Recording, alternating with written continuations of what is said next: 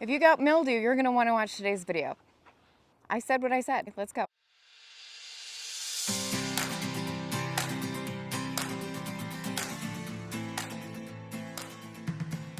Thank you to this year's sponsors, Advancing Eco Agriculture, providing regenerative solutions for growers, and also to Albert Lee Seeds, serving farm families for over a century. Trial and error, I've tried all the things. I'm gonna share with you what works today and what doesn't. I showed all of our garden stuff in our last video, but everyone loves seeing a garden update. Many of you wanted to see kind of the progress on these cover crop interplanted plants. You can see they've put on a lot of growth. Again, I did not put any fertilizer in here because the peas in this cover crop should have been the fertilizer.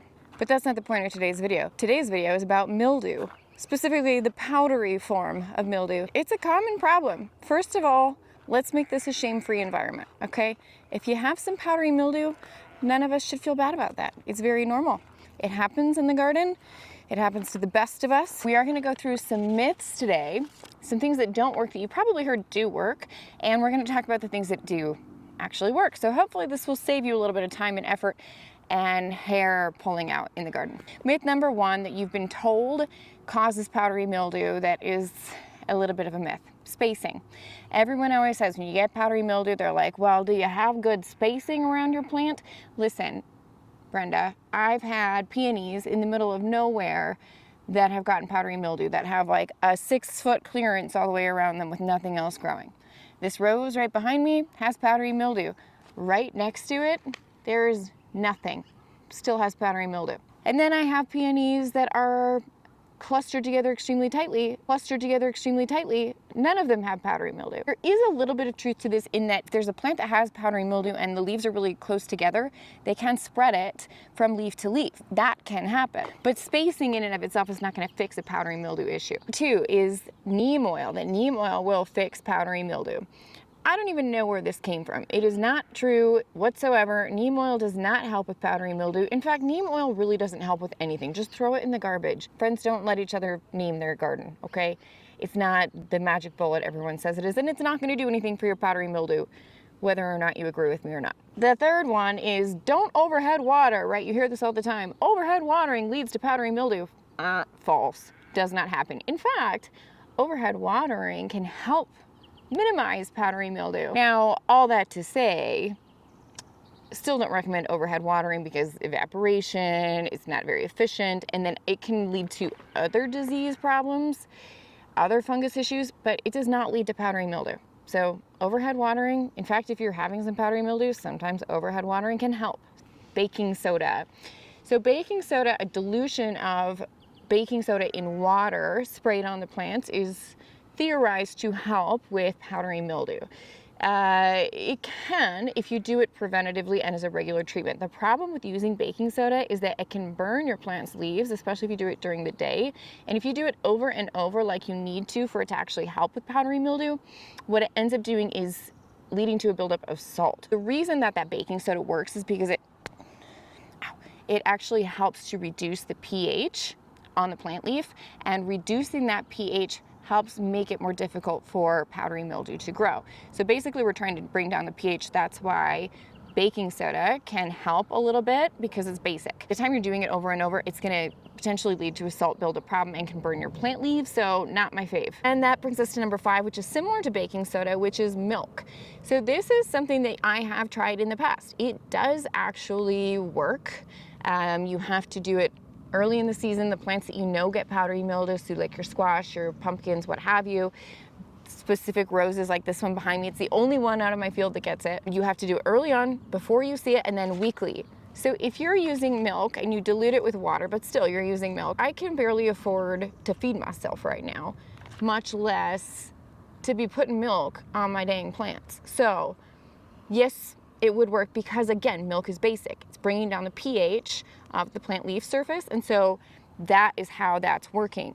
However, you're having to go buy milk and apply it to your plants. Yes, you can try to get expired milk. This is what I do. Shout out to Gary at Sprouts, because sometimes he'll hook me up with a little back alley milk action, you know what I'm saying? It's an option. That's not something that's gonna like necessarily hurt the plant, but again, costly, and you have to keep doing it over and over. Okay, so this brings me to, there's all the things that don't work. What about what does work? First of all, we got to talk about this. We just have to accept. You need to have some acceptance in your heart for this fact. Some plants are just prone to powdery mildew. Certain varietals of plants, for example, are just prone to powdery mildew. The ones that are bred for powdery mildew resistance are going to cut your effort in half. If you already know you get powdery mildew every year, just grow the ones that are resistant to it, please.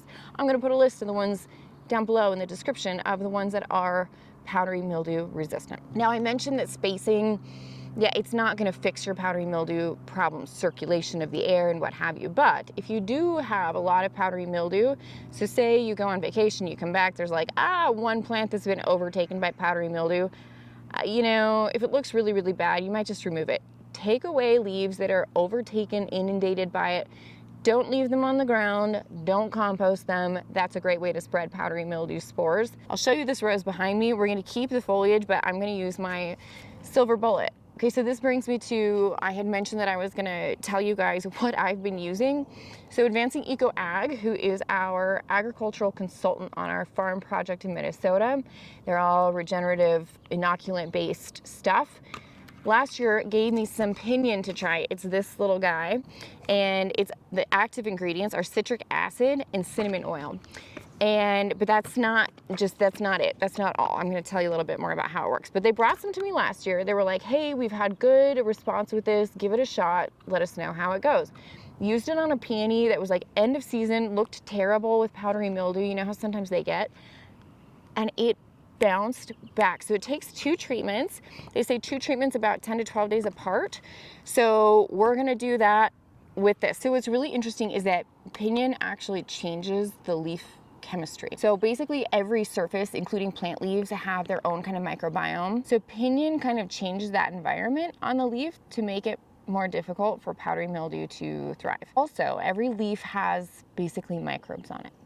Those microbes, some are harmful, some are helpful. So this product in particular actually shifts that microbial population. It adds compounds that basically signal the good microbes while fighting the bad microbes. Basically triggers the plant's immune system to kick on. And it doesn't just stay local like where you spray it on the plant, it spreads throughout the plant so it can fight it off better.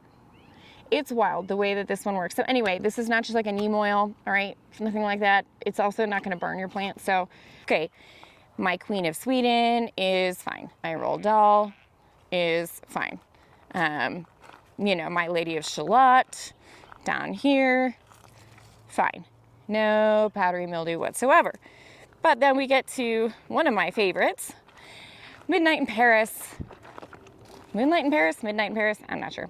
She gets the powdery mildews every year. It's just part of her charm.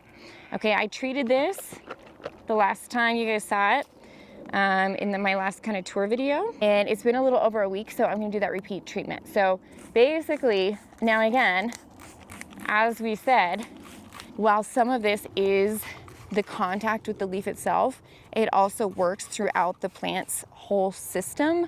So what that means is that if I don't spray, you know, if I miss a leaf, for example, that has powdery mildew on it, it smells good like peppermint oil, by the way. If I happen to miss a leaf, it's still gonna have the same immune response effect throughout the plant. So anyway, I am doing this at a time where there are no bees on this. This is a rose. I always check the underside, specifically of the leaves, to make sure there are no bumblebees resting on the bottom. Again, best if done preventatively. Okay, I also have a couple peonies back here. Now, again, I have this whole row of peonies, which, by the way, I'm gonna go ahead and deadhead all these blooms. They all got this like bud blast this year from the cold. So they're all browning anyway. So I'm just gonna deadhead them so that the plants don't put energy into trying to set seed. We don't need them to be, you don't need to be doing all that, peonies. Okay, just save it for later. Okay, so here's an example. We have this variety.